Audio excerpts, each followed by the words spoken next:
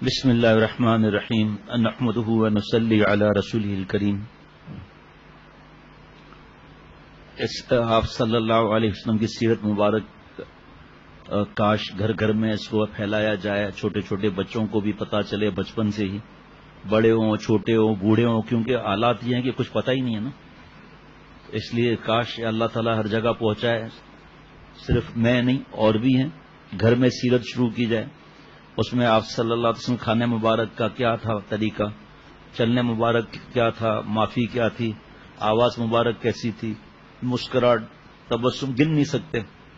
اصل بات ہے گن نہیں سکتے. جب عمل کرنے لگیں گے تو اللہ تعالیٰ خود ہی راستے کھولتے جائیں گے، اللہ ہمت دیتے جائیں گے. جس طرح ایک نیکی دوسرے نیکی کو کھینچتی ہے تو روح مضبوط ہو جاتی ہے، ایک گناہ دوسرے گناہ کو کھینچتا ہے تو نفس کمزور ہو جاتا ہے، پھر نفس تو جوتے مار کے روح کو لٹا دیتا ہے، پھر گناہ پر گناہ. اس طرح ایک سنت پر عمل کرنے سے روح میں تازگی آئے گی، ہمت بڑھے گی، جان بڑھے گی. تو سنتوں پر عمل ہوتے ہوتے آپ صلی اللہ علیہ وسلم فرماتے ہیں جس کا مفہوم کہ جس نے میری سنتوں کو زندہ کیا اس نے مجھ سے محبت کی، جس نے مجھ سے محبت کی جنت میں میرے ساتھ رہے گا. تو اس سے سیرت کی باتوں سے بھی جذبہ ہوتا ہے عمل کرنے کا. اور اس میں اب جیسے اما عائشہ صدیقہ رضی اللہ تعالی عنہ صدیقہ کائنات، تو اس کی باتیں اپنی ماں رضی اللہ تعالی عنہ کی باتیں سن کر تو خواتین تو کیا ہماری تو ماں ہے، ہمیں جوش نہیں آئے گا عمل کا. اور آپ یہ سمجھو نا کہ میرے پاس الفاظ نہیں ہیں کہ کتنے میسج آئے ہیں کیا آئے ہیں، میرے پاس الفاظ نہیں ہیں. اور ظاہری بات ہے میں سب کا جواب بھی نہیں دے سکا، لیکن سب کے لیے دعا ہے. جس کا میسج نہیں ہے اس کے لیے بھی دعا ہے. لیکن جو جذبہ، اس جذبے کو میں بیان بھی نہیں کر سکتا کہ کیا جذبات ہیں. بس یہی موقع ہے کہ جذبہ یعنی لوہا گرم ہو گیا دل کا، اب ہتھوڑے مارنے کی دیر ہے. ایک ہتھوڑا مار کر گناہوں کی دیوار کو چکنا چور کر دیا. تو یہ اللہ تعالیٰ موقع دے رہے ہیں. اور پتہ نہیں کتنے میسج تھے کہ ہم دوسری تیسری بات سن رہے ہیں. کل ایک میسج تھا دوبارہ سے سیرت النبی صلی اللہ علیہ وسلم کی پہلے سیرت سے ہم دوبارہ سننا شروع کیا. بچے بیٹھے ہوئے ہیں اور پھر مجھے نہیں سمجھ کے کتنے لوگوں تک بات جا رہی ہے یہ، اور اس سے عمل کا ایک جذبہ پیدا ہوتا ہے. صحابہ رضوان اللہ علیہ مجمعین سے محبت بڑھتی ہے اور ان کی قربانیاں یاد آتی ہیں، کیا کیا معاملات. بہرحال جس طرح پچھلے جمعرات کو 2 حصے ہوئے تھے، اس بار بھی 2 حصے ہی لگتے ہیں. اب تک مسلمانوں کی مشرکین مکہ، یہودیوں اور دیگر عرب قبائل سے تمام جنگیں الگ الگ ہوئی تھیں. کفار سمجھ گئے تھے کہ کوئی قوت تنہا اسلام کا راستہ نہیں روک سکتی، حالانکہ سب قوتیں بھی نہیں روک سکتی، لیکن جو کفار کا انداز تھا وہ لکھا جا رہا ہے. چنانچہ اسلام دشمن طاقتیں اب مسلمانوں کے خلاف متحدہ اقدامات پر غور کرنے لگیں. اس منصوبے کے اصلی محرک بنو نذیر کے وہ یہودی رؤسا تھے جنہیں کچھ مدت پہلے مدینہ شریف سے جلا وطن کیا گیا تھا. ان میں کیا ہے بھائی نام؟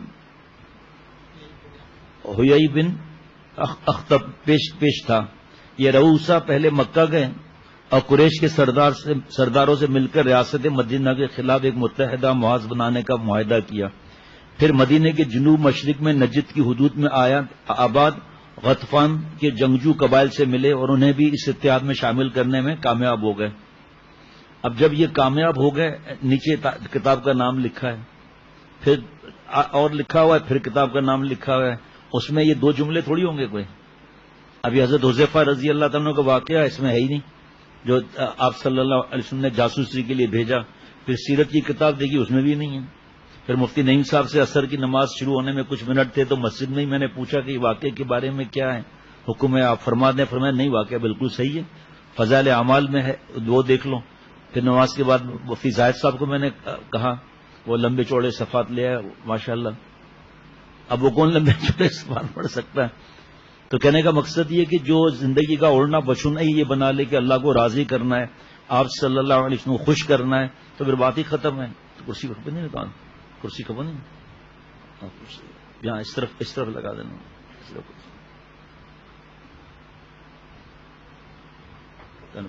بس ٹھیک ہے. اتنا اس کے اندر تفصیل ہے، اس میں کتنے کلومیٹر دور، مشرق میں کیا، مغرب میں کیا، ایسا لگتا ہے وہاں کھڑے ہوئے ہیں. لیکن ظاہری بات ہے ایسا ہو نہیں سکتا کہ اتنی تفصیل بیان کر سکے.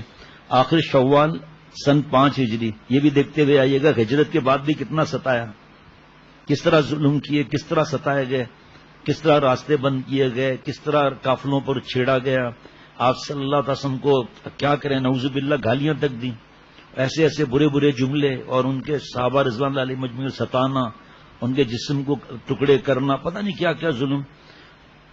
اتحادیوں کا 5 ہجری میں شوال سن 5 ہجری میں اتحادیوں کا سیلاب مدینہ شریف کی طرف امنڈ آیا. قریش نے اپنے جوانوں، حلیف قبائل احابیش سے 4000 نوجوانوں کی نفری فراہم کی تھی، جس میں 300 گھڑ سوار تھے. پھر اور تفصیل لکھی ہے. بنو غطفان سے 700 جنگجو پیش کیے گئے، اور بنو مرہ کے 400 سپاہیوں کے سالار حارث بن عوف تھا. سب کیسے کیسے تفصیلیں لکھی ہوئی ہیں جناب. یہ سب حملہ آور مل کر 10,000 تک تعداد پہنچی. قریش کے سالار ابو سفیان بن حرب کے پاس تمام فوجوں کی عمومی کمان تھی. حضرت حذیفہ رضی اللہ عنہ موقع بھی ملا تھا ان کو ختم کرنے کا، لیکن حضور صلی اللہ علیہ وسلم کی بات یاد آ گئی کہ کچھ قدم نہیں اٹھانا، تو چھوڑ دیا تھا. پھر اللہ تعالیٰ نے کیسے کیسوں کو ایمان عطا فرمایا ہے جناب. آپ صلی اللہ علیہ وسلم نے اتحادیوں کی روانگی کی اطلاعات پاتے ہی شہر کے حفاظتی انتظامات کا جائزہ لیا. جنوب میں باغات کی دیوار اور مشرق و مغرب میں ہررا کے دشوار گزار ٹیلوں نے حملہ آور کی راہیں مسدود کر رکھی تھی، اس لیے اصل خطرہ شمال کی طرف تھا. عام حالات میں یہاں صرف مورچے بنا کر بھی دفاع کیا جا سکتا تھا، اور اگر دشمن شہر میں گھس آتا تو شہر کی گلیوں میں جا بجا واقع انصار کی قلعہ نما حویلیوں سے ان پر پتھراؤ اور تیر اندازی کر کے انہیں چھٹی کا دودھ یاد دلایا جا سکتا تھا. جیسا کہ غزوہ احد میں نبی اکرم صلی اللہ علیہ وسلم کا ابتدائی منصوبہ یہی تھا، لیکن اب دشمن کی افرادی طاقت اتنی زیادہ اور انتظامات اتنے مکمل تھے کہ یہ معمولی دفاعی حربے کارآمد نہیں ہو سکتے تھے. کھلے میدان میں لڑنے کے نقصانات جنگ احد میں سامنے آ چکے تھے. اس لیے اب آپ صلی اللہ علیہ وسلم کی ادائیں دیکھیں آپ. اور آج جو ہے حضرت فرماتے تھے کہ تمہیں اللہ مخدوم بنائے تو خادم بن کر رہو، لیکن مخدوم اللہ بناتے ہیں تو ہمارے حالات کیا ہوتے ہیں. مقابلے کے لیے نہیں کہہ رہا ہوں ورنہ جرم نہ ہو جائے، لیکن آپ صلی اللہ علیہ وسلم سبق کیا سکھائے میں اس پر عرض کر رہا ہوں. خدا نخواستہ اگر کسی کوئی بات میں حضرت ملانے کی بات آ گئی نا تو بہت بڑا جرم ہو جائے گا. کیسے ملا سکتا ہے؟ کوئی پاگل تھوڑی ہے، گدو بندر سے تھوڑی چھوٹ کر آیا ہے. آپ صلی اللہ علیہ وسلم آخری نبی ہیں، تو یہاں کوئی نبوت کی بات تھوڑی کوئی میں حضور باللہ کوئی بات کر رہا ہے، سمجھا رہا ہوں، عرض کر رہا ہوں. دفتر کا کوئی بڑا بن جاتا ہے، یا دین میں کسی دفتر میں یا اور کسی معاملات میں بڑا بن جاتا ہے، اصلاح نہیں کرائی پھول جاتا ہے. یہاں آپ صلی اللہ علیہ وسلم قدم قدم پر حضرت ابو بکر، حضرت عمر رضی اللہ تعالیٰ عنہما کیا خدمت کر رہے تھے. اس لیے رسول اللہ صلی اللہ علیہ وسلم نے خصوصی طور پر شہر کے دفاع کے بارے میں مشورہ کیا، جس میں اکابر نہیں عام صحابہ کو بھی رائے پیش کرنے کا پورا موقع دیا گیا. فارس سے آئے ہوئے حضرت سلمان فارسی رضی اللہ تعالیٰ کی تجویز سب سے الگ تھی. انہوں نے بتایا کہ فارس میں ایسے موقع پر خندقیں کھود کر حملہ آوروں کی پیش قدمی روک دی جاتی تھی. ان کو بڑھنا ہی بڑھنا تھا. یہاں چھوٹا ٹیبل دے دینا. حضور صلی اللہ علیہ وسلم نے اس مشورے کو بڑے غور سے سنا اور پھر بلا تاخیر اس پر عمل کا فیصلہ کر لیا. یہ اس زمانے کی ترقی یافتہ جنگی ٹیکنیک تھی جس سے عرب ناآشنا تھے. حضور صلی اللہ علیہ وسلم گھوڑے پر سوار ہو کر جیسے ہی اللہ تعالیٰ ایسی توفیق دے، جیسے ہی کوئی ایسی بات آئے فوراً دماغ کو چلا جائے کہ آپ صلی اللہ علیہ وسلم گھوڑے پر تشریف فرمائے. گھوڑا بھی کیا قیمتی ہوگا بھائی، اس کو تو کوئی سمجھ ہی نہیں سکتا. وہ اونٹنی کیا قیمتی ہے، جنت میں جائے گی لیکن کیا قیمتی ہے تو کوئی سمجھ نہیں سکتا آدمی. ایک اللہ والا کوئی رومال یا ٹوپی قلم تو اس کو کیا آدمی فکر رکھتا ہے. اور آپ صلی اللہ علیہ وسلم کے جسم مبارک کے ساتھ جو کپڑا لگے، جو تلوار، جو ڈھال، بال مبارک، کیا مطلب یہ کہ انسائکلوپیڈیا فیل ہے وہاں. آپ صلی اللہ علیہ وسلم گھوڑے پر سوار ہو کر چند مہاجرین اور انصار کے ساتھ نکلے. منظر کیا ہوگا. اور مدینہ شریف کے آس پاس گشت کر کے دفاع کے لیے مناسب نقشے تیار کیا. آپ صلی اللہ علیہ وسلم امی تھے. آپ نے حکم دیا مجاہدین جن کی تعداد صرف 3000 تھی، پہلے میں 313 اور 1000 دوسرے میں کفار کے 3000 صحابہ رضوان اللہ علیہ مجمعین کے 1000، جس میں سے پتا چلا 300 منافق نکلے. اب وہاں سے 10,000، یہاں سے 3,000، اور سب جنگجو اور یہ سب جنہوں نے آ کر سیدھا مدینہ شریف پہ چڑھائی کر دینی تھی. مقابلے کی جگہ کہاں تھی؟ سیدھا چڑھائی کر دینی تھی. کوہ سلا کے دامن میں پڑاؤ ڈالیں اور مدینے کے مشرقی ٹیلے ہررا، واقم سے مغربی ٹیلا ہررا اور برا کے تک کمان کی شکل میں ایک لمبی خندق کھودیں. نقشہ بنایا کمان کی شکل میں کھدائی. وہاں 5 یا 4 مسجدیں بنی ہوئی ہیں کہ وہاں غزوہ خندق کی جگہ پر. یہاں آپ صلی اللہ علیہ وسلم کا بنایا تھا جگہ 5 مسجدیں ہیں وہاں. کھدائی سے قبل اس سارے علاقے کی پیمائش کی گئی جو تقریباً 3.5 میل 5.5 کلومیٹر تھی. اس طویل پٹی پر خندق کی کھدائی کے لیے حضور صلی اللہ علیہ وسلم نے نشانات لگائے، حد بندی کی. آپ صلی اللہ علیہ وسلم کے ساتھ 3,000 صحابہ تھے. آپ صلی اللہ علیہ وسلم نے 10-10 افراد کی ٹولیاں بنائیں اور 20-20 میٹر رقبے کی کھدائی ہر ٹولی کے ذمے تھی. اب ذرا گہرائی اور چوڑائی دیکھنا ذرا خندق کی کیا ہے. آج کوئی کھود کر دکھا اس طرح؟ آج کل تو مشینیں ہیں بس. مہاجرین اور انصار میں ہر شخص قوی البدن غریب الوطن صحابی سلمان فارسی رضی اللہ تعالیٰ عنہ کو اپنی ٹولی میں لینا چاہتا تھا. اختلاف اتنا بڑا کہ رسول اللہ صلی اللہ علیہ وسلم کو فیصلہ کرنا پڑا. فرمایا کہ سلمان ہمارے اہل بیت سے ہیں. خندق کی گہرائی 15 فٹ اور چوڑائی 30 فٹ کے لگ بھگ، تاکہ گھڑ سوار بھی آسانی سے نہ پھلانگ سکے. چونکہ وقت کم تھا اس لیے بہت تیزی سے کام شروع کیا گیا. حضور صلی اللہ علیہ وسلم نے وقت کی نزاکت کا اندازہ کرتے ہوئے سب کو اس کام میں لگا دیا. موقع اتنا نازک تھا کہ کوئی بچہ بڑا اس کام سے پیچھے نہیں رہ سکا. بچہ اگر کسی تھوڑی دیر کے لیے کسی کام سے جانا ہوتا تو حضور صلی اللہ علیہ وسلم کی اجازت لیے بغیر نہیں جا سکتا تھا.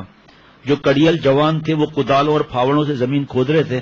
باقی لوگ مٹی اٹھا کر کناروں پر جمع کر رہے تھے، جس سے خندق کے اندرونی کنارے پر تقریباً 6 فٹ بلند پشتہ بنایا جا رہا تھا.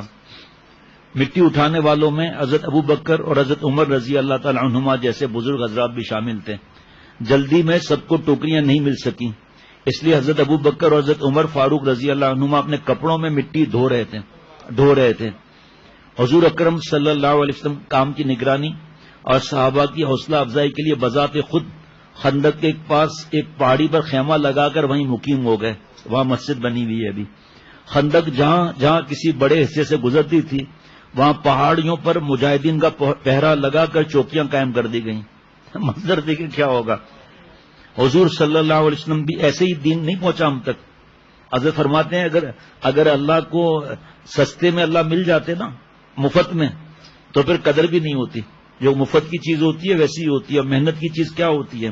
فرمایا اگر ایسے ہی مل جاتے اللہ کی محبت، ہم گناہوں کے عوض اللہ کی محبت کا نعوذ باللہ سودا کر لیتے ہیں. اس لیے تکلیفوں کے ساتھ دین پہنچا، اور جن کی وجہ سے دین پہنچا آج ان کے شان میں گستاخی کی جاتی ہے. بعد میں یادگار کے طور پر یہاں ایک مسجد بنائی دی گئی جو مسجد ذباب کے نام سے مشہور ہے.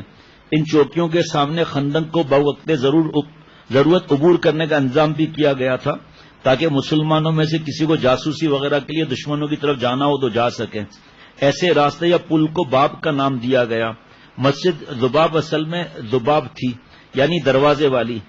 مطلب یہ کہ رسول اللہ صلی اللہ علیہ وسلم کا خیمہ جہاں مسجد ذباب قائم ہے ایسے مقام پر تھا جس کے سامنے خندق پر دروازہ لگایا تھا جو پل وغیرہ کی شکل کا ہوگا، اس لیے اس جگہ کو ذباب کہا گیا.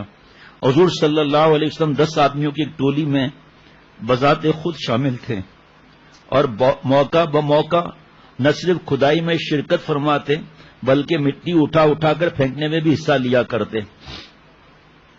یہ سخت سردی کے ایام تھے. شہر میں کھانے پینے کے ذخائر بہت کم رہ گئے تھے، اس لیے صحابہ رضوان اللہ علیہ مجمعین کو پیٹ بھر کر کھانا بھی نصیب نہ تھا. پھر بھی خندق کی کھدائی میں پورے جوش و جذبے سے شریک تھے. کھدائی کا کام روزانہ صبح سویرے شروع ہوتا، اندھیرا پھیلنے تک جاری رہتا. اس دوران مشرکین کی پیش قدمی کی خبریں متواتر پہنچ رہی تھیں اور کھدائی مکمل ہونے سے پہلے چند دن پہلے یوں لگتا تھا کہ مشرکین کے ہر اول دستے کسی بھی شب چھاپا مار حملہ شروع کر دیں گے.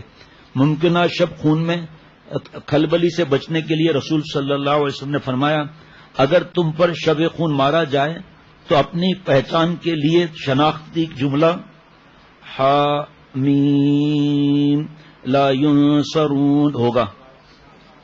جی ساؤتھ افریقہ میں جب ہم بائی روڈ جا رہے تھے نماز کا وقت اور سفر بہت دور, اب کیا کریں, الٹے ہاتھ پر ایک چھوٹی سی عمارت نظر آئی, چھوٹی سی, وہاں رک گئے, کیا ہے یہ, کا مسجد ہے.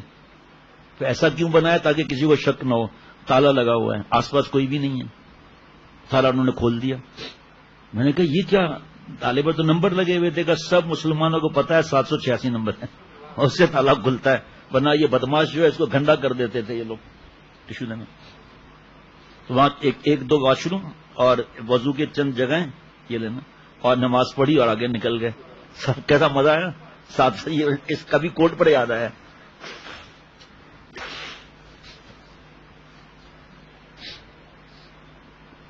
حملے سے قبل کھدائی مکمل کرنے کے لیے مسلمان اپنی ساری قوت صرف کیے دے رہے تھے. نبی اکرم صلی اللہ علیہ وسلم صحابہ کی یہ محنت اور مشقت دیکھ کر ان کا حوصلہ بڑھاتے اور فرماتے اللہم لا عیش الا عیش الاخرہ فاغفر الانصار والمہاجرہ. اے اللہ, اصل زندگی تو آخرتی کی زندگی ہے, بس تو انصار اور مہاجرین کو بخش دے. اللہم لا عیش الا عیش الاخرہ فاغفر الانصار والمہاجرہ. اللہم لا عیش الا عیش الاخرہ. صحابہ رضوان اللہ علیہ مجمعین, کیا ہوگا منظر بھائی. صحابہ رضی اللہ تعالی رضوان اللہ علیہ مجمعین رسول اللہ صلی اللہ علیہ وسلم کی دعائیں سن کر اپنے محبت اور ولولے کا اظہار کرتے ہوئے یہ پڑھتے ہم وہ ہیں جو محمد صلی اللہ علیہ وسلم سے بیعت کر چکے ہیں جہاد کی, جب تک ہم باقی رہیں ہمیشہ ہمیشہ کے لیے. مٹی لاتے ہوئے رسول اللہ صلی اللہ علیہ وسلم اپنے صحابی حضرت عبداللہ بن رواحہ انصاری رضی اللہ تعالیٰ کے اشعار دہراتے اللہ کی قسم اللہ کی توفیق نہ ہوتی تو ہم ہدایت نہ پاتے, نہ صدقہ خیرات کرتے نہ نمازیں پڑھا کرتے. اللہ کی قسم اللہ کی توفیق نہ ہوتی تو ہم ہدایت نہ پاتے, نہ صدقہ اور خیرات کرتے نہ نمازیں پڑھتے. بس الہی تو ہم پر سکون نازل فرما, اگر مقابلہ ہو تو ہمارے قدموں کو جما دیں. بے شک ان لوگوں نے ہم پر چڑھائی کی ہے, وہ جب بھی ہمیں آزمائیں گے ہم ہار نہیں مانیں گے, وہ جب بھی ہمیں آزمائیں گے ہم ہار نہیں مانیں گے. صحابہ رضوان اللہ علیہ مجمعین رسول اللہ صلی اللہ علیہ وسلم کے ساتھ آواز ملا کر دہراتے ہم ہار نہیں مانیں گے, ہم ہار نہیں مانیں گے. کھدائی کے دوران ایک جگہ سخت چٹان آ گئی, صحابہ رضوان اللہ علیہ مجمعین اس سے توڑنے سے عاجز آ گئے. آپ صلی اللہ علیہ وسلم نے آ کر خود تشریف لایا, کدال سے اس سخت چٹان میں 3 وار کیے, وہ ریزہ ریزہ ہو گئی. چٹان پر وار کرتے وقت ہر بار کچھ شعائیں سی چمکتی.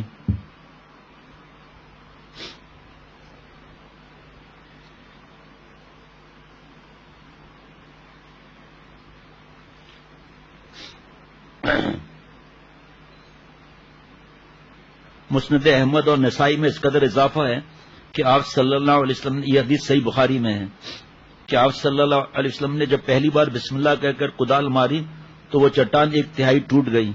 آپ صلی اللہ علیہ وسلم نے فرمایا اللہ اکبر, مجھ کو ملک شام کی کنجیاں عطا کی گئی ہیں. خدا کی قسم شام کے سرخ مہروں کو اس وقت میں اپنی آنکھوں سے دیکھ رہا ہوں. پھر آپ صلی اللہ علیہ وسلم نے دوسری بار کدال ماری تو دوسرا 1/3 ٹکڑا ٹوٹ کر گرا. آپ صلی اللہ علیہ وسلم نے فرمایا اللہ اکبر, فارس کی کنجیاں مجھ کو عطا ہوئی. خدا کی قسم بدائن کے کسر ابیض کو اس وقت میں اپنی آنکھوں سے دیکھ رہا ہوں. تیسری بار آپ صلی اللہ علیہ وسلم نے بسم اللہ کہہ کر کدال ماری تو بقیہ چٹان بھی ٹوٹ گئی. آپ صلی اللہ علیہ وسلم نے فرمایا اللہ اکبر, یمن کی کنجیاں مجھ کو عطا ہوئی. خدا کی قسم صنع کے دروازوں کو میں اپنی آنکھوں سے اس جگہ کھڑا دیکھ رہا ہوں.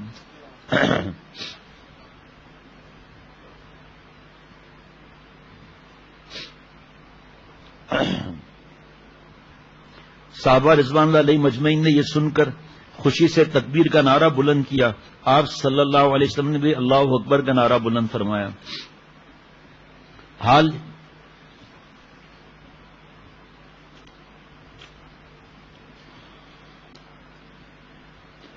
حال یہ تھا کہ صحابہ رضوان اللہ علیہ مجمعین نے 3 دن سے کچھ نہیں کھایا تھا.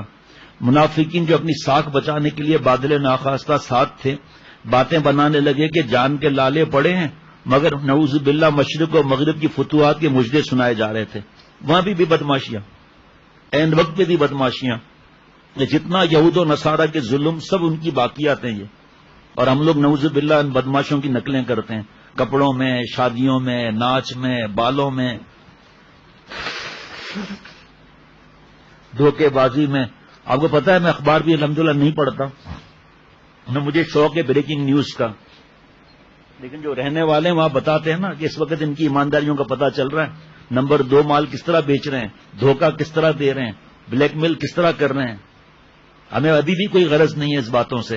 اتنا پتا ہے کہ یہود و نصارہ اور ان کی باقیات، قادیانی ہو گئے، ہندو ہو گئے، فخر کرتے ہیں نعوذ باللہ ہندوؤں کی نقل کر کے ہماری بہو بیٹیاں. ابھی کیسے زندگی گزر رہی ہے، پٹاخوں کے بغیر کیسے زندگی گزری، ابھی آتش بازی کے بغیر یہ شب کیسے گزری، قبرستان جانے کے بغیر کیسے شب گزری، حلوے پراٹھے اس بار آئے تھے اس کے بغیر کیسے یہ شب گزری. بڑی بڑی اس میں نشانیاں ہیں. جو لوگ ڈرائیں آدمی روک دے کہ بھئی بڑا سخت وقت آنے والا ہے، پھر کھانے کا کیا ہوگا. کبھی ہم سے یہ باتیں مت کریں.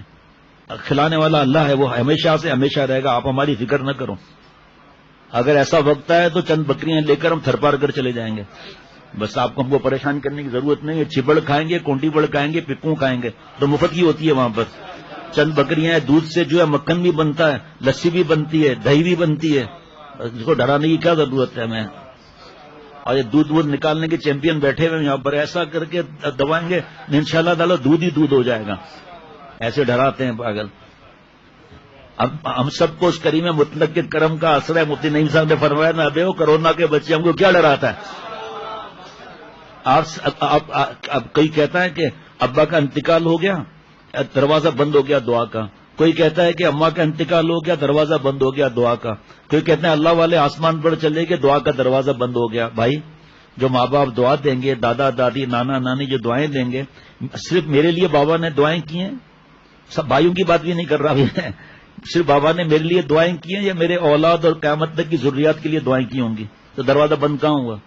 اماں اللہ مغفرت دے صاحب پر 1993 میں چلی گئیں، تو بس وہ جو دعائیں انہوں نے کی تھی وہ وہیں ختم ہو گئیں. آگے کی ہمارے نسلوں کی کوئی دعائیں نہیں کی، دین دنیا کی بھلائی کی کوئی دعائیں نہیں. اسی طرح اللہ والے پھر آگے چلتے جائے، پیچھے چلتے جاؤ چلتے جاؤ چلتے جاؤ. جو راتوں کو اٹھ کے اللہ والے ابھی بھی روتے ہیں، جو روتے تھے. حضرت امام ابو حنیفہ رحمۃ اللہ نے کوئی دعائیں نہیں کی ہمارے لیے. اور پیچھے چلے جائیں، صحابہ رضوان اللہ علیہ مجمعین نے ہمارے لیے دعائیں نہیں کی. پھر آپ صلی اللہ علیہ وسلم دعائیں، یہ نعوذ باللہ اس کے لیے کیا اپنے دماغ میں ہم لوگ پریشان ہو کے بیوقوف کی طرح سوچ رہے ہیں. جب ماں باپ کی اور اللہ والوں کی دعائیں تو ہمارے ساتھ ہیں، تو آپ صلی اللہ علیہ وسلم کی دعائیں ہمارے ساتھ نہیں ہوں گی. پھر اللہ تعالیٰ کے انعامات کے وعدے، اس کی فکر کرنے کی کیا ضرورت ہے بھائی. ہمارا کام ہی نہیں ہے. حقیقت یہ، ارے بھائی یہ واقعہ رہ گیا. مولانا آپ کی ذمہ داری کل کے لیے حضرت جابر بن عبداللہ رضی اللہ تعالیٰ عنہ جو دعوت کی تھی نا، حقیقت یہ تھی کہ اس وقت حضور اقدس صلی اللہ علیہ وسلم خود فاقے سے تھے، مگر اللہ کے وعدوں پر آپ کو اور سچے مسلمانوں کو پورا یقین تھا. حضرت جابر بن عبداللہ رضی اللہ عنہ نے اس دن نبی اکرم صلی اللہ علیہ وسلم کے چہرے انور پر فاقہ کشی کا اثرات بہت نمایاں محسوس کیے. ان سے برداشت نہ ہو سکا، تیزی سے گھر گئے تاکہ کچھ پکوائیں، مگر وہاں بھی جو کے تھوڑے سے دانے اور بکری کے ایک بچے کے سوا کچھ نہ تھا. بکری کا بچہ سب نے دیکھا ہوا ہے کتنا چھوٹا ہوتا ہے. ان کے اہلیہ نے جلدی جلدی وہی جو پیس کر آٹا گوندا اور بکری کے بچے کو ذبح کر کے چولہے پر ہنڈیا چڑھا دی. ادھر حضرت جابر رضی اللہ تعالی عنہ حضور صلی اللہ علیہ وسلم کی خدمت میں آئے اور عرض کیا، میں نے کچھ کھانا تیار کیا ہے، آپ ایک 2 حضرات کے ساتھ تشریف لے آئیں. وہ واقعہ جب دیں گے مولانا تو اس کا مزہ اور آئے گا انشاءاللہ تعالیٰ. کل بیان کر لیں گے یا عشاء کے بعد تو موقع ہے نا، آج عشاء کے بعد وہ مل جائے گا تو وہ کر لیں گے. اور آپ 1-2 حضرات کے ساتھ تشریف لے آئیں. حضور صلی اللہ علیہ وسلم نے پوچھا کتنا کھانا ہے، انہوں نے مقدار بتائی. حضور صلی اللہ علیہ وسلم نے فرمایا اچھا خاصا ہے. پھر حضور صلی اللہ تعالی وسلم نے تمام مہاجرین اور انصار جو وہاں موجود تھے ساتھ لیا اور حضرت جابر رضی اللہ عنہ کے ہاں تشریف لے گئے. رسول اللہ صلی اللہ علیہ وسلم نے روٹیوں کے چھوٹے چھوٹے ٹکڑے کیے، خود روٹی سالن نکال کر سب کو دیتے گئے. خود آپ صلی اللہ علیہ وسلم وہاں خود شریک خدمت میں اور وہاں گھوڑے پر سوار اور وہاں سے نقشہ بنا رہے ہیں، وہاں سے فرما رہے ہیں، اس طرح سب کو اس کا خیال رکھ رہے ہیں، اور یہاں اپنے ہاتھوں مبارک سے اور خود روٹی سالن نکال کر سب کو دیتے گئے۔ یہ 800 کے لگ بھگ افراد تھے جو خوب سیر کر اٹھے، مگر جابر رضی اللہ عنہ کی ہنڈیاں اسی طرح سالن سے بھری ہوئی تھی، روٹیاں بھی باقی تھیں۔ 15 دن کی رات اور دن کی مشقت کے بعد آخر خندق مکمل ہو گئی۔ ادھر سے قریش کا لشکر بھی نمودار ہوا اور احد پہاڑ کو پشت پر رکھ کر مدینے کے شمال میں پھیل گیا۔ ان کے ساتھ جو قبیلے تھے بنو غطفان، احابیش، بنی کنانا، اہل نجد، تہامہ کے مشرکین بھی تھے۔ اپنے سامنے گہری اور وسیع خندق خود ہی دیکھ کر حیران رہ گئے اور بولے بخدا یہ تو ایسا حربہ ہے جو اس سے پہلے عربوں نے کبھی آزمائی ہی نہیں۔ نبی اکرم صلی اللہ علیہ وسلم نے فوری طور پر 15 سال سے کم عمر تمام بچوں کو جو اب تک کھدائی میں شریک تھے خواتین کے ساتھ انصار کے قلعہ نما حویلی میں پناہ لینے کا حکم دیا۔ زیادہ تر خواتین اور بچوں کو اتم حسان میں رکھا گیا جو کہ مدینے کی وسیع ترین عمارت تھی اور حسان بن ثابت رضی اللہ تعالیٰ کی جائیداد تھی۔ رسول اللہ صلی اللہ علیہ وسلم اب فوج کا پڑاؤ خندق سے پیچھے ہٹا کر جبل صلاح کے ساتھ خیمہ لگوائے تاکہ کفار کی تیر اندازی سے حفاظت رہے۔ خود آپ کا خیمہ اس پہاڑ کے بلندی پر نصب کر دیا گیا، ابھی بھی پہاڑ ہے، وہ اوپر ہے، پہلے سے تو کم ہوا ہے، لیکن بہرحال آپ صلی اللہ علیہ وسلم یہی نماز ادا فرماتے رہے۔ بعد میں یادگار کے طور پر یہی مسجد فتح تعمیر کی گئی جو آج تک وہاں موجود ہے۔ چھوٹی سی مسجد ہے۔ اللہ تعالیٰ مجھ سمیت ہر مسلمان کو موقع دے، دل چاہے گا کہ بس سجدے میں ہی جان دے دیں، اتنا نور کے برداشت بھی نہ ہو، اتنا نور برداشت بھی نہ ہو۔ وہاں فوٹوگرافیاں ہو رہی ہیں، مسجد قباء چلے جائیں وہاں فوٹوگرافیاں ہو رہی ہیں۔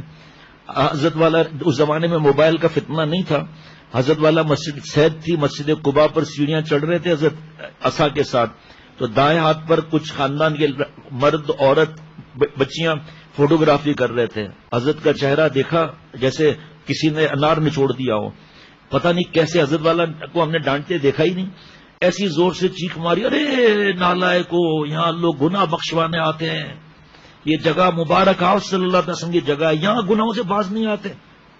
وہ جو بھاگے ہیں نا، آپ سوچ بھی نہیں سکتے کیسے بھاگے ہیں وہ لوگ۔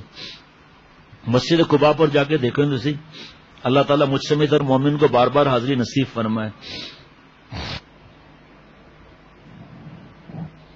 حضرت فرماتے تھے جس صحابی رضی اللہ تعالیٰ عنہ کو جو ڈر تھا نا کسی کو بھی، حضرت ابوبکر صدیق رضی اللہ تعالیٰ عنہ کو بہت زیادہ ڈر تھا۔ وہ اپنا ڈر نہیں تھا، جاہلوں کو کیا پتا، آپ صلی اللہ علیہ وسلم کو خراش تک نہ آئے، پھانس تک نہ چبھے، اس کا ڈر تھا کہ آپ صلی اللہ علیہ وسلم کو کچھ ہو نہ جائے۔ مڑ مڑ کے پیچھے دیکھنا کس چیز کا تھا، ورنہ ہجرت کے وقت کبھی حضرت ابوبکر صدیق رضی اللہ عنہ آگے کبھی پیچھے، کس وجہ سے کہ کبھی دل میں گھبراہٹ ہوتی تھی کہ آگے سے کوئی حملہ نہ کر دیں، کبھی تو آگے آ جاتے کہ میرے سینے پر حملہ ہو، کبھی پیچھے سے ڈر لگتا تھا تو پیچھے آ جاتے تھے کہ میری پیٹھ پر حملہ ہو۔ رسول اللہ صلی اللہ علیہ وسلم نے اب فوج کا پڑاؤ خندق سے پیچھے ہٹا کر جبل صلاح کے ساتھ رسول اللہ صلی اللہ علیہ وسلم نے مہاجرین اور انصار کے دو الگ الگ لشکر ترتیب دیے۔ زید بن حارثہ رضی اللہ عنہ کو مہاجرین کا اور سعد بن عبادہ رضی اللہ عنہ کو انصار کا امیر مقرر کر کے انہیں پرچم دیے اور خندق کے کنارے مورچہ بندی کرائی۔ اس کے ساتھ ساتھ آپ نے مسلمہ بن اسلم رضی اللہ عنہ کو 200 افراد کے ساتھ مدینہ شریف کی رکھوالی پر مقرر کیا تاکہ پیچھے سے شہر پر کوئی حملہ ہو نہ سکے، خصوصاً بنو قریظہ یہودی۔ یہ بڑی بدبخت قوم ہے، یہ ان کے پہلے بھی سنا چکا ہوں بدبختیوں کا، کبھی ان کو چین نہیں آئے گا ان کو، جب تک ان کو آخر میں جھاڑی جب کہے گی نا یہ پیچھے چھپا ہوا ہے مارو اس کو، یہ اس وقت کا انتظار کرنے۔ وہیں وہ آپ صلی اللہ علیہ وسلم سے معافیاں مانگی، وہیں ان کو رہنے دیا گیا بدبختوں کو، اور آپ صلی اللہ علیہ وسلم گھبرا رہے ہیں کہ یہ بدماشی نہ کریں، خواتین ہیں اس سے زیادہ ڈر لگ رہا ہے۔ مدینے میں اب یہودیوں کا فقط ایک قبیلہ بنو قریظہ باقی رہ گیا تھا اور شہر کے اندر ہی مسلمانوں پر کاری ضرب لگا سکتا تھا۔ ادھر قریش نے بنو قریظہ کو بغاوت کی ترکیب دینے کے لیے بنو نذیر کی رئیس کیا ہوئی بن اخدب کو خفیہ طور پر روانہ کیا، جس نے جا کر بنو قریظہ کو جنگ پر ابھارا۔ یہاں ان کی آپس میں کیا بات چیت ہوئی ہے وہ موقع ہوگا تو عرض کروں گا کہ سامنے انہوں نے کیا جواب دیا بنو قریظہ کے ہی سردار نے کہ ہم تیرے لیے دروازہ ہی نہیں کھولیں گے، تم لوگ بڑے بدبخت ہو، آخر میں بھاگ جاؤ گے، پھنسیں گے ہم. کہا نہیں اس بار تو ہم سب ختم کر کے پھر جائیں گے بھائی، تو گھبراتے کیوں ہو؟ کہا اچھا پھر حاضر ہے. پھر جو جوتا لگا ہے وہ آپ حیران ہو جائیں گے، تاریخ میں ایسی سزا کبھی نہیں سنی ہوگی آپ لوگوں نے. انہوں نے شروع میں انکار کیا، مگر یقین دلایا قریش اور اس کے اتحادی اس بار مسلمانوں کا صفایا کر کے ہی دم لیں گے. تو بنو قریظہ نے اتحادی ہونے کی حامی بھر لی. یہ خبر رسول اللہ صلی اللہ علیہ وسلم کو بھی مل گئی. مسلمانوں کو سب سے زیادہ خطرہ بنو قریظہ کی بغاوت کا تھا. مدینے کی لڑنے والی تمام نفری مل کر 3000 تھی، جو بمشکل 10,000 مسلح دشمنوں کے سامنے 6 کلومیٹر لمبا محاذ سنبھالے ہوئی تھی. ان میں سے کمی کر کے کسی کو بنو قریظہ کے مقابلے پر لگانا ممکن نہیں تھا. دوسری طرف بنو قریظہ کے جنگجو 700 سے کم نہ تھے. اگر وہ حملہ کرتے تو پورے مدینے میں خون کی ندیاں بہا دیتے. مسلمان کی بیویوں بچے ان کی قید میں بن جاتے. اس لیے رسول اللہ صلی اللہ علیہ وسلم نے انصار کے 2 معزز ترین سرداروں سعد بن معاذ اور سعد بن عبادہ کو بنو قریظہ سے بات چیت کے لیے بھیجا. سنیں ذرا. مگر ان بدبختوں نے بڑی بدتمیزی کا سلوک کیا اور بولے ہم نہیں جانتے کون رسول اللہ نعوذ باللہ صلی اللہ علیہ وسلم، ہمارا ان سے کوئی عہد و پیمان نہیں. یہ الفاظ کھلی غداری کی تھے. بھائی غدار کا انجام کیا ہوتا ہے دنیا میں؟ گردن اڑا دینا. یہ ذہن میں رکھنے کے لیے پوچھا ہے سوال. حضور صلی اللہ علیہ وسلم نے اپنے سفیروں کو بھیجتے وقت ہدایت کی تھی کہ یہودیوں کی وفاداری برقرار دیکھو تو آپس آ کر واضح الفاظ میں بیان کرنا تاکہ سب سن لیں، ان کا حوصلہ بڑھ جائے. لیکن اگر معاملہ برعکس ہو، دیکھیں آپ صلی اللہ علیہ وسلم کی حکمت ملی، اور اگر اس کے برعکس ہو تو صورتحال اشارے میں بیان کرنا. اشارے میں بیان کر. جاوید اتنے اندر جگہ پئی ہے، ایک کرسی رکھی ہے اندر مصباح کے ساتھ. چنانچہ ان حضرات نے واپس آ کر اشاروں میں کہا اور بدعہدی کی، بغاوت کی. اشاروں میں آ کر کہا، صرف اتنا کہا ازل اور قارا یہ وہ قبیلے ہیں جنہوں نے بغاوت کی تھی. اشارہ ہو گیا کہ بغاوت ہو گئی. حضور صلی اللہ علیہ وسلم یہ سن کر کچھ دیر کے لیے چپ چاپ رہ گئے، مگر پھر دوسروں کی بددلی سے بچانے کے لیے فرمایا مسلمانوں تمہیں فتح و نصرت کی بشارت ہو. سخت ترین آزمائش شروع ہو گئی. منافقین اب آپ سے اجازت لے کر اپنے گھروں کو جا رہے تھے. بہانہ یہ تھا کہ گھر غیر محفوظ ہے. آپ صلی اللہ علیہ وسلم چشم پوشی کا معاملہ فرماتے ہوئے انہیں جانے دے رہے تھے. ادھر بنو قریظہ کی طرف سے مثبت جواب ملتے ہی اتحادیوں کے لشکر نے خندق کے گرد محاصرہ تنگ کر لیا تھا اور تیر اندازی سنگ باری پتھروں کی بارش ذریعے مسلمانوں کو خندق سے دور دھکیلنے کی کوشش کر دی تھی. مسلمان برابر شہر کا دفاع کر رہے تھے اور جوابی نشانہ بازی کے ذریعے انہیں خندق کے قریب آنے سے روکتے رہے. ایک دن صبح سے شام تک مشرکین کے حملوں کا اتنا دباؤ رہا کہ حضور صلی اللہ علیہ وسلم اور صحابہ رضوان اللہ علیہ مجمعین کی 3 نمازیں قضا ہو گئیں. اس صورتحال میں عقب سے شہریوں پر بنو قریظہ کے حملے کا خدشہ مسلسل لاحق تھا. حضرت ابو بکر صدیق رضی اللہ تعالیٰ عنہ جیسے مضبوط دل گردے والے آدمی کا یہ حال تھا کہ بار بار سلا پہاڑیوں کے چوٹی سے مڑ مڑ کر مدینے کی طرف دیکھتے اور جب خاموشی محسوس ہوتی تو اللہ کا شکر ادا کرتے کہ ابھی بنو قریظہ نے حملہ نہیں کیا. مگر حقیقت یہ تھی کہ بنو قریظہ نے نہ صرف مدینے کی آبادی پر شب خون مارنے کی تیاری کر لی تھی، بلکہ ان حویلیوں کے طرف جن میں عورتیں اور بچے پناہ لیے ہوئے تھے کچھ مسلح افراد کو روانہ کر دیا تھا تاکہ وہ جائزہ لے آئیں کہ حویلیوں کی حفاظت کے لیے مسلح پہرے دار تعینات ہیں یا نہیں، اگر ہیں تو کتنے. ان میں سے ایک یہودی حضرت حسان رضی اللہ تعالیٰ عنہ کی حویلی کے آس پاس منانے لگا، جو سب سے بڑی اور محفوظ قلعہ نما عمارت تھی. اس وقت یہاں سب خواتین اور بچے ہی تھے، مردوں میں حضرت حسان کے سوا کوئی نہ تھا. حضور صلی اللہ علیہ وسلم کی پھوپھی حضرت صفیہ رضی اللہ تعالیٰ عنہ حویلی کی چھت پر کھڑی نگرانی کر رہی تھی. انہوں نے یہودی کو چکر لگاتے دیکھا تو پریشان ہو گئیں. پہلے حضرت حسان رضی اللہ تعالیٰ عنہ سے کہا آپ جا کر اسے مار دیں، ورنہ یہ جا کر دوسروں یہودیوں کو اطلاع دے دے گا کہ اس حویلی کی حفاظت کا کوئی انتظام نہیں ہے. مگر وہ بڑھاپے اور کمزوری کی وجہ سے ہمت نہ کر سکے. آخر حضرت صفیہ رضی اللہ تعالیٰ عنہ نے خود ہی ایک بھاری بھانس اٹھایا، آہستہ سے حویلی کا دروازہ کھولا، دبے پاؤں باہر نکلی، پشت کی طرف سے جا کر یہودی پر ایسے پے در پہ وار کیے کہ اس وہی موت کے گھاٹ اتار دیا. ادھر رسول اللہ صلی اللہ علیہ وسلم نے بنو قریظہ کی حرکتوں پر نظر رکھنے کے لیے حضرت زبیر بن عوام رضی اللہ عنہ کو مقرر کر دیا تھا. وہ اب جان ہتھیلی پر رکھ کر تنہا بنو قریظہ کے 700 جنگجو اور حضرت اکیلے گھوڑا دوڑاتے ہوئے مدینے سے گزر کر بنو قریظہ کے قلعوں تک جاتے، صورتحال کا جائزہ لیتے اور پھر سیدھے خندق پر آ کر آپ صلی اللہ علیہ وسلم کی اطلاع دیتے۔ آپ صلی اللہ علیہ وسلم نے اس بہادری پر بیک ساختہ فرمایا، تجھ پر میرے ماں باپ قربان۔ ایک حضرت سعد رضی اللہ تعالیٰ کو فرمایا تھا، اے سعد میرے ماں باپ تجھ پر قربان، تیر چلا۔ ان واقعات کے بعد کون فلم دیکھے، کون گندی فلمیں دیکھے، کون اخلاق خراب کرے، کون نمازیں قضا کرے، کون اللہ تعالیٰ کو ناراض کرنے کی فکر کرے۔ ایسے حالات میں بھی کتنی خبریں آ رہی ہیں کہ گھر کے اندر فلمیں چل رہی ہیں، گانے چل رہے ہیں، راتوں کو جاگ رہے ہیں، دن میں سو رہے ہیں، نماز وغیرہ جماعت سے کوئی فکر نہیں۔ مشرکین کی طرف سے خندق پر دھاوے برابر جاری تھے۔ ابو سفیان ابھی ایمان نہیں لائے تھے نا، عمر بن عاص، خالد بن ولید، اکرمہ بن ابو جہل اور قریش کے دیگر نامی گرامی سردار گھڑ سواروں کو لے کر باری باری حملہ کرتے۔ ایک دن ان کا نامور سردار نوفل بن عبداللہ خندق عبور کرنے کی کوشش میں گھوڑے سمیت خندق میں جا گرا۔ مسلمانوں نے اوپر سے اسے پتھروں کا نشانہ بنانا شروع کیا۔ اس نے آواز لگائی، اے عربو تلوار سے قتل بہتر ہے۔ اے عربو، پتھر کی بارش ہو رہی ہے نا۔ یہ سنتے حضرت علی رضی اللہ تعالیٰ عنہ شمشیر سونت کر خندق میں کود گئے۔ کتنے فٹ بھائی گہری؟ 15 فٹ 15 فٹ چھلانگ لگا کود گئے اور ایسا وار کیا کہ اس کے 2 ٹکڑے ہو گئے۔ مشرکین پر اس کی موت بڑی گراں گزری۔ انہوں نے رسول اللہ صلی اللہ علیہ وسلم کو پیغام بھیجا کہ نوفل کی لاش ہمارے سپرد کر دیں، ہم اس کے عوض 10,000 درہم دینے پر تیار ہیں۔ رسول اللہ صلی اللہ علیہ وسلم نے معاوضہ لینے سے انکار کر دیا اور صحابہ سے فرمایا لاش ان کے حوالے کر دو۔ یہ بھی ناپاک ہے، اس کا عوض بھی ناپاک ہے۔ جیسے جیسے معاشرہ زیادہ شدت اختیار کرتا گیا، اہل مدینہ کی تکلیفیں دیکھ دیکھ کر رسول اللہ صلی اللہ علیہ وسلم کا اضطراب بھی بڑھتا گیا۔ آپ کو یاد رہے کہ انصار صحابہ رضوان اللہ علیہ مجمعین نے قربانیوں کے عہد کیے تھے، اب وہ تکلیف میں آ گئے، آپ صلی اللہ علیہ وسلم کا اضطراب کی کیفیت طاری ہو گئی، اور یہ بھی خدشہ تھا کہ کئی انصار ہمت نہ ہار جائیں۔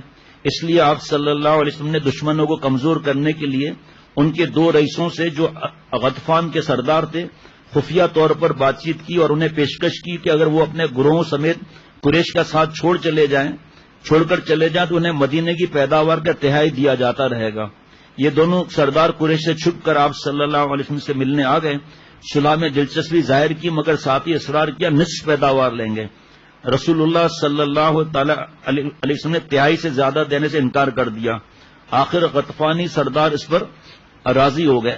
اپنے ہاتھ میں رکھیں، پھر میں آپ سے لوں گا انشاءاللہ۔ یہ معاہدے کی عبارت لکھ لی گئی، مگر دستخط کرنے سے پہلے حضور صلی اللہ علیہ وسلم نے اوس اور خزرج کے سرداروں حضرت سعد بن معاذ اور سعد بن عبادہ کو اعتماد میں لینا ضروری سمجھا رضی اللہ عنہما، اور انہیں بلا کر ساری بات بتائی۔ وہ بولے اللہ کے رسول صلی اللہ علیہ وسلم، اگر یہ اللہ کا حکم ہے تو ٹھیک ہے۔ آپ صلی اللہ علیہ وسلم نے فرمایا اللہ کا حکم ہوتا تو میں تم سے مشورہ بھی نہ مانگتا، اللہ کے حکم کے بعد مشورہ کون سا؟ مگر میں نے جب دیکھا کہ تمام عرب والے تمہارے خلاف متحد ہو گئے ہیں تو میں نے چاہا اس طرح ان کی قوت کم کر دوں۔ یہ سن کر سعد بن معاذ رضی اللہ تعالیٰ عنہ نے عرض کیا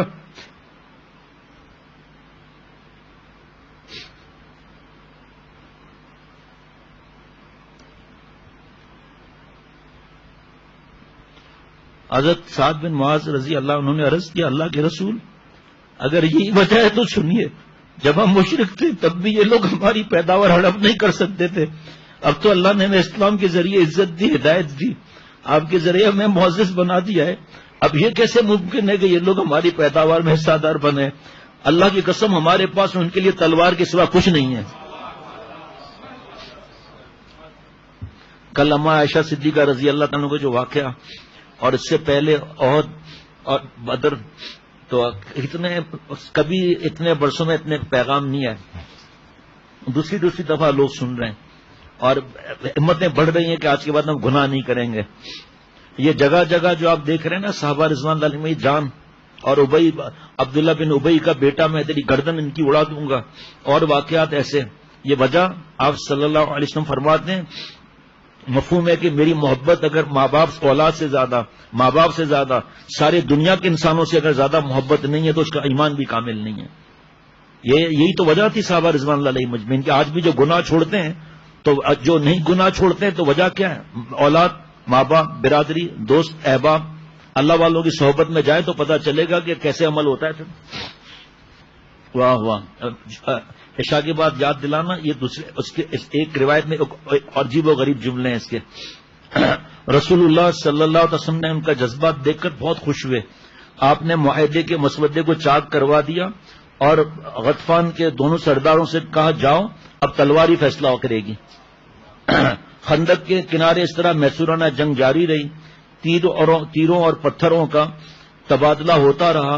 اوس کے سردار حضرت سعد بن معاذ جنہوں نے کہا تھا کہ نبی صلی اللہ علیہ وسلم اب تو تلوار فیصلہ کرے گی، میں اپنے ابھی اور بھی ہے کہ آپ نے ہمیں دوزخ سے نکالا، آپ نے ہمارے پر اتنی مہربانیاں کی، یہ اب یہ ہم سے لے لیں گے کیا یہ چیزیں، ہم وعدہ کریں گے نہیں. تو حضرت سعد بن معاذ دراز قد تھے اور ذرہ چھوٹی تھی جس سے ان کے دونوں ہاتھ باہر دکھائی دیتے تھے. ایک دن قریش کے ایک ماہر تیر انداز حبان بن عریقہ نے تاک کر ان پر تیر چلایا جس سے ان کے کلائی کی شہرت کٹ گئی. رسول اللہ صلی اللہ علیہ وسلم نے ان کے لیے مسجد ہی میں ایک خیمہ لگوا دیا تاکہ اپنے قریب رکھ کر ان کی اچھی طرح دیکھ بھال کی جا سکے، مگر خون بند ہونے کا نام نہ لیتا تھا. رسول اللہ صلی اللہ علیہ وسلم نے اپنے ہاتھ سے ایک سلاخ گرم کر کے زخم کو داغا، یہ اس وقت کا علاج تھا، مگر نصیب میں شفا نہ تھی، ہاتھ پھول گیا، پھر زخم پھٹا، خون دوبارہ جاری ہو گیا. نبی صلی اللہ علیہ وسلم نے دوبارہ زخم کو داغا. اس حالت میں سعد بن معاذ رضی اللہ تعالی نے دعا کی، الہی مجھے اس وقت تک موت نہ دے جب تک میری آنکھوں کو بنی قریظہ کے انجام سے ٹھنڈی نہ کر دے، کیونکہ انہوں نے میرے محبوب صلی اللہ علیہ وسلم کو تکلیفیں پہنچائی ہیں. یہ دعا ایک ایسی قبولی ہوئی، خون بہنا فوراً بند ہو گیا. تاہم حالت خطرے سے باہر نہ تھی کیونکہ زخم شہرک کا تھا. ایک دن غیر معمولی واقعہ ہوا. قریش کے چند نامور شہ سواروں نے اپنے گھوڑوں کو ایڑ لگائی اور ایک نسبتاً کم چوڑی جگہ سے جست کر کے خندق کے پار آ گئے. ان میں عرب کا مانا ہوا شمشیر زن عمر بن عبدوہ، کیا لکھا ہے دیکھنا ذرا، عبدود مانا ہوا شمشیر زن عبدود بھی تھا. اس نے للکار کا ہے کوئی جو مقابلے پر آئے. حضرت علی رضی اللہ تعالیٰ عنہ نے حضور صلی اللہ علیہ وسلم سے عرض کیا میں اس سے لڑوں گا، مگر حضور صلی اللہ علیہ وسلم نے روکا اور فرمایا علی یہ عمر بن عبدود ہے. عمر بن عبدود نے دوبارہ سہبارہ آواز لگائی. جواب میں خاموشی پا کر کہنے لگا کہاں ہے نعوذ باللہ تمہاری وہ جنت جس میں تم مر کر جانے کا یقین رکھتے ہو. اس نے کہا کہاں ہے تمہاری وہ جنت جس میں تم مر کر جانے کا یقین رکھتے ہو. حضرت علی رضی اللہ عنہ بے قرار ہو کر اٹھے. رسول اللہ صلی اللہ علیہ وسلم نے پھر فرمایا علی بیٹھ جاؤ، یہ عمر بن عبدود ہے. وہ بولے چاہے وہی ہو. حضور صلی اللہ علیہ وسلم نے اجازت دے دی. وہ تلوار سونت کر پیدل نکلے. عمر بن عبدود انہیں آتا دیکھ کر گھوڑے سے اتر پڑا اور شعلے کی طرح چمکتی ہوئی شمشیر لے کر حملہ آور ہوا. حضرت علی رضی اللہ تعالیٰ نے وار ڈھال پر روکا، مگر عمر بن عبدود کا ہاتھ اتنا زوردار تھا کہ تلوار ڈھال کو کاٹتی ہوئی حضرت علی رضی اللہ تعالیٰ کے پیشانی تک پہنچ گئی، تاہم زخم کاری نہ تھا. حضرت علی رضی اللہ عنہ نے فوراً سنبھل کر اس کے کاندھے اور گردن کے بیچ میں ایسی ضرب لگائی کہ خون کا فوارہ ابل پڑا. عمر بن عبدود کے ڈھیر ہوتے ہی مسلمانوں نے خوشی سے نعرہ تکبیر بلند کیا. اور ایک جگہ روایت ہے کہ آپ صلی اللہ علیہ وسلم نے بھی اللہ اکبر فرمایا. جو مشرک خندق کے پار آ گئے تھے بھاگ گئے. اس دوران اتحادیوں میں پھوٹ کے اسباب بھی پیدا ہو گئے. اس کی بڑی وجہ یہ تھی کہ بعض یہودیوں کو یہ خدشہ ہونے لگا تھا کہ اگر شکست ہو گئی تو کہیں اتحادی ہمیں مسلمانوں کے آگے چھوڑ کر اپنے علاقوں کو فرار نہ ہو جائیں. جنگ سے پہلے ہی انہوں نے حیی بن اخطب سے کہہ دیا تھا ہم تمہارے احتیاطوں پر بھروسہ نہیں، اتحادیوں پر. ان کے بعد جا کر کہو کہ ہر گروہ کے شرفا میں سے کچھ افراد ہمارے پاس جرگمال کے طور پر رکھوا دیں. چنانچہ حیی بن اخطب اتحادی قیادت سے ملا اور طے کرائے کہ 70 شرفا بنو قریظہ کے پاس جرگمالی رکھیں گے. مگر جنگ شروع ہونے کے بعد اتحادیوں نے یہ وعدہ پورا کرنے کا نام بھی نہ لیا، 70 لوگ نہیں دیے. اس صورتحال میں یہودیوں کے خدشات پختہ ہونے لگے کہ اتحادی انہیں دھوکہ دے کر بھاگ جائیں گے. آخر انہوں نے خفیہ طور پر رسول اللہ صلی اللہ علیہ وسلم کو اس شرط کے ساتھ صلح کا پیغام بھیجا کہ ہم قوم بنو نذیر کو جلا وطن کر کے خیبر بھیج دیے گئے تھے، دوبارہ مدینے میں بسنے کی اجازت دی جائے ان کو. انہی دنوں بنو غطفان کے ایک صاحب نعیم بن مسعود نے اسلام قبول کیا تھا، مگر ان کے اسلام قبول کرنے کے کسی کو علم نہ تھا. وہ باتیں ادھر سے ادھر پہنچانے کے ماہر تھے، اور غالباً اسی بنا پر یہود سمیت مختلف قبائل اور طبقات میں ان کا خاصا اٹھنا بیٹھنا تھا. انہیں پتا نہیں تھا کہ ایمان لا چکے. آپ صلی اللہ علیہ وسلم نے انہیں بلایا اور فرمایا تم سے ایک راز کی بات کہنی ہے. مجھے یہود نے صلح کا پیغام بھیجا ہے، شرط یہ رکھی ہے کہ میں بنو نذیر کو مدینے میں دوبارہ آباد ہونے کی اجازت دے دوں. نعیم بن مسعود نے یہ باتیں سنی اور کہتے اٹھ کھڑے ہوئے مجھے اجازت دے دیں کہ میں ان لوگوں سے جو چاہوں بات کر لوں.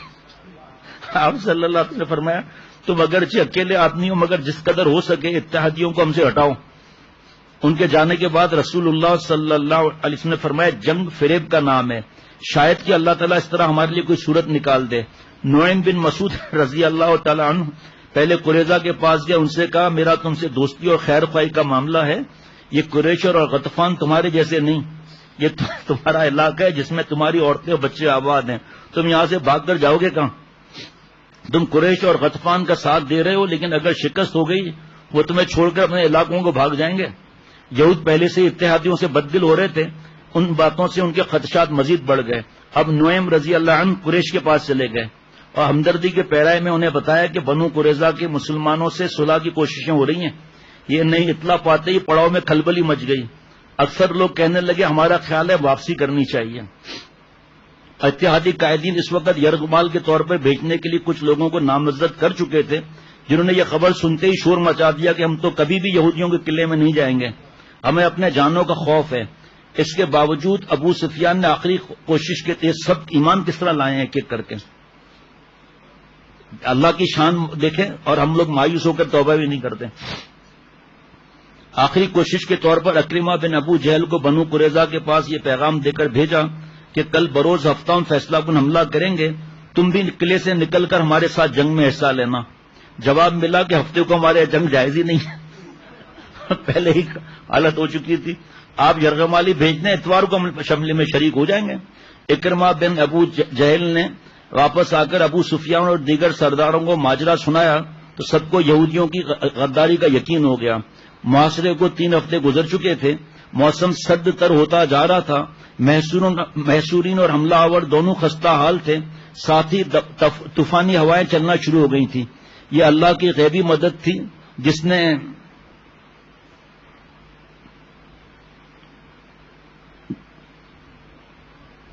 نے اتحادیوں کے حوصلے پست کر دیے. ایک طوفانی اور اندھیری شب میں حضور صلی اللہ علیہ وسلم نے حذیفہ کو دشمنوں کی جاسوسی کے لیے روانہ کیا. کاغذ دے دیں.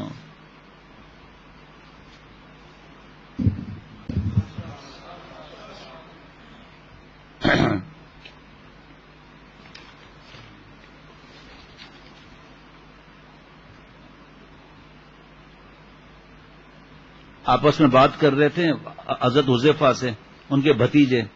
تو بھتیجے انہوں نے پوچھا کہ آپ کا حضور صلی اللہ علیہ وسلم کی صحبت میں وقت گزرا، آپ کیا کرتے تھے؟ انہوں نے کہا بھتیجے، اس نے پوچھا آپ رسول اللہ صلی اللہ علیہ وسلم کے ساتھ کیسے برتاؤ کرتے تھے؟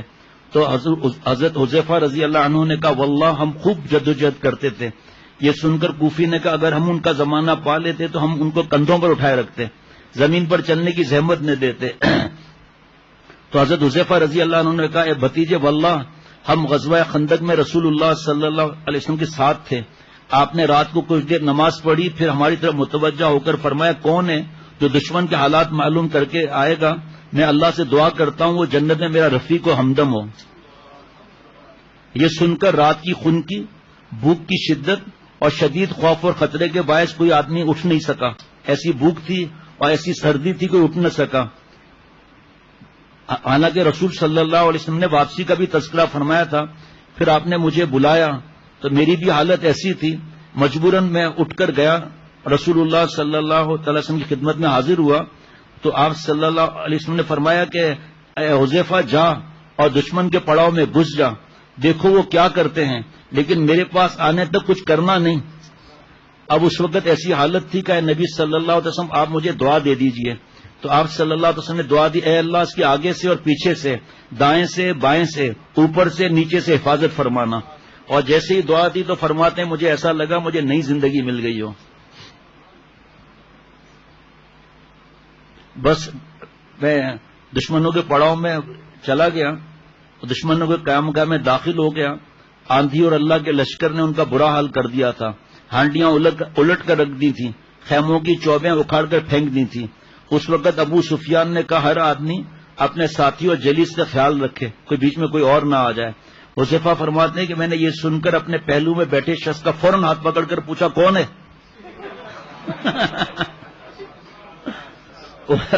اس نے کہا فلاں بن فلاں. پھر ابو سفیان نے کہا اے قوم قریش، واللہ اب تمہارا یہاں رکنا درست نہیں، گھوڑے اور اونٹ ہلاک ہو رہے ہیں، بنو قریظہ معاہدے کی خلاف ورزی کر رہے ہیں، اور یہ ان کے حالات ہیں.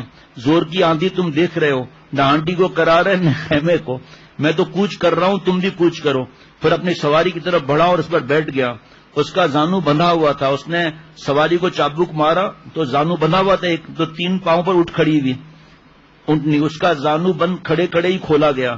اگر رسول اللہ صلی اللہ علیہ وسلم کا یہ فرمان کہ میرے پاس پہنچنے تک کوئی اور کام نہ کرنا تو میں اس کو تیر مار کر قتل کر دیتا. اور حضور صلی اللہ علیہ وسلم خود ایک چادر پہنی ہوئی تھی جس میں خود سردی رک نہیں رہی تھی. تو جب حضرت حذیفہ فرماتے میں واپس آیا تو آپ صلی اللہ علیہ وسلم نے مجھے اس چادر میں جگہ دے دی اور فرمایا کہ جب نماز سے فارغ ہوئے تو میں آپ صلی اللہ علیہ وسلم تو میں نے آپ کو حقیقت حال سے مطلع کیا، اور غطفان بھی قریش کی روانی کی خبر سن کر بوریا بستر گول کر گئے، بھاگ گئے اٹھا کر وہاں سے.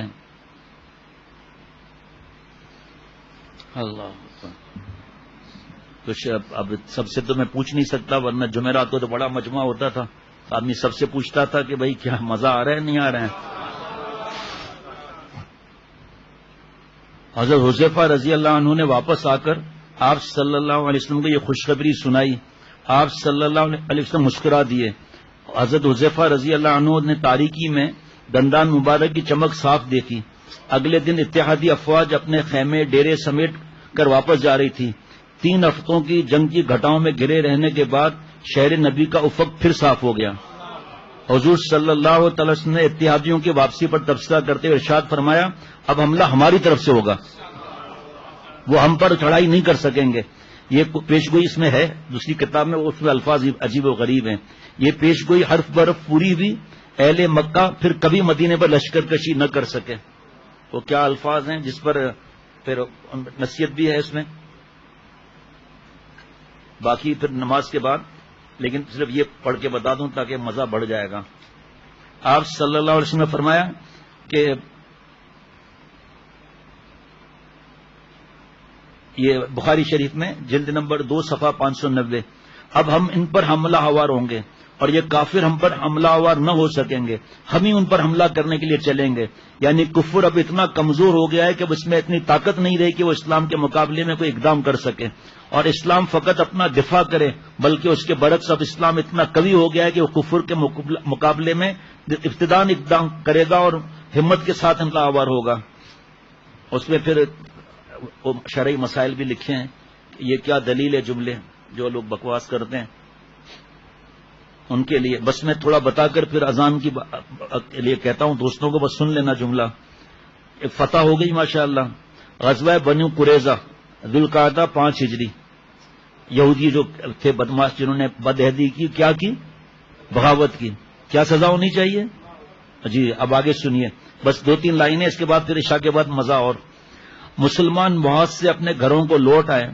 حضرت سعد بن معاذ رضی اللہ عنہ کے زخمی ہونے کے پیش نظر حضور صلی اللہ علیہ وسلم نے مسجد نبوی کے صحن میں ایک خیمہ لگوا کر انہیں وہی منتقل کر دیا تاکہ ان کی دیکھ بھال پر پوری توجہ دے سکیں. ابھی حضور صلی اللہ علیہ وسلم نے ہتھیار اتار کر غسل کیا تھا کہ حضرت جبریل علیہ السلام غبار آلود حالت میں تشریف لے آئے اور فرمایا کہ آپ نے ہتھیار اتار دیے، جبکہ ابھی تک ہم فرشتوں نے ہتھیار نہیں اتارے. آپ یلغار کریں. اور رسول اللہ صلی اللہ علیہ وسلم نے فرمایا کہ کہاں؟ جبریل علیہ السلام نے فرمایا کہ عرض کیا بنو قریظہ کی طرف اشارہ کیا. جبریل علیہ السلام کا یہ نزول اس لیے تھا تاکہ واضح ہو جائے کہ اللہ کا حکم یہی ہے، اور بعد میں کسی کو بھی اس مہم کے برحق اور ضروری ہونے میں شک باقی نہ رہے. اگر حضرت جبریل علیہ السلام تشریف نہ لاتے تو تب بھی حضور اقدس صلی اللہ علیہ وسلم اور صحابہ رضوان اللہ علیہم اجمعین بنو قریظہ کی شرانگیزی اور بدعہدی کو نظر انداز نہیں کر سکتے تھے، جنہوں نے جنگ کے نازل ترین اوقات میں ان کے پشت پر خنجر تانا۔ آپ صلی اللہ علیہ وسلم کے ذہن میں یہ تھا کہ چند دن کے بعد مجاہدین تھکے ہوئے بہت ہیں، 3 ہفتوں کے آرام کریں، تاہم بعد میں آسمانی حکم کے بعد ٹھہرنے کی گنجائش ہی نہیں تھی۔ آپ صلی اللہ تعالی وسلم نے اسی روز خندق کے تھکے ماندے مجاہدین کو بنو قریظہ کی طرف روانہ فرمایا اور فرمایا تم میں سے کوئی بھی بنو قریظہ کے علاقے میں پہنچنے سے پہلے عصر کی نماز نہ پڑھے، اتنا تیز رفتاری۔ پھر آگے اجتہاد کیا تھا اور کس طرح تھا، یہ تو پھر عشاء کی نماز پڑھ کے دعا بھی کریں۔ اور اتنی بڑی تعداد میں آج کل کئی ملکوں میں تعداد بڑھ گئی ہے، بہت بڑی تعداد، جو پہلی دفعہ اتنی بھی شہروں میں بھی۔ تو سب سے دعاؤں کی بھی بار بار میں گزارش کرتا ہوں، مجھے دعاؤں میں بھی یاد رکھیں، اللہ مجھے عمل والا بنائے، اللہ والا بنائے، ہمیں ان چیزوں سے سبق لینے کی توفیق عطا فرمائے۔ دل مست ہو گیا، اذان دیں، نماز پڑھیں، اس کے بعد پھر یہ پوری تفصیل۔